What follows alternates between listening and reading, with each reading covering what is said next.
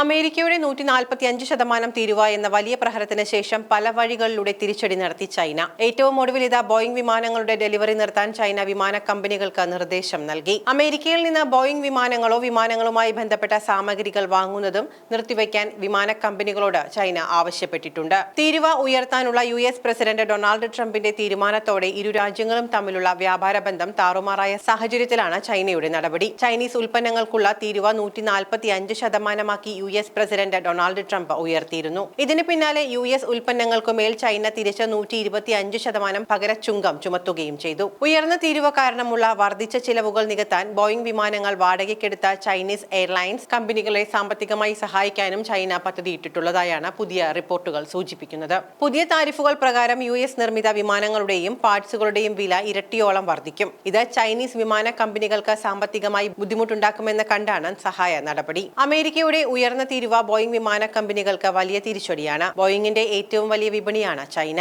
Boeing വിമാനങ്ങളുടെ ഏകദേശം 25% ചൈനയാണ് ഉപയോഗിക്കുന്നതെന്നാണ് കണക്ക്. US കമ്പനികളിൽ നിന്ന് വിമാനവുമായി ബന്ധപ്പെട്ട എല്ലാ ഉപകരണങ്ങളും പാർട്സുകളും വാങ്ങുന്നത് നിർത്താൻ ചൈനീസ് വിമാന കമ്പനികളോട് ആവശ്യപ്പെട്ടിട്ടുണ്ടെന്നാണ് റിപ്പോർട്ടുകൾ പറയുന്നത്. ചൈനയുടെ ഈ നടപടി എന്തായാലും കൃത്യമായി ഏറ്റിട്ടുമുണ്ട്. കാരണം ചൈന ഓർഡറുകൾ മരവിപ്പിച്ചതോടെ ബോയിംഗ് ഓഹരികൾ ഇടിഞ്ഞു. ചൈനയെ പ്രധാന വിപണിയായി കണക്കാക്കുന്ന ബോയിങ്ങിന് വലിയ പ്രഹരമാണ് ചൈനയുടെ ഈ നടപടിയിലൂടെ നൽകിയിരിക്കുന്നത്.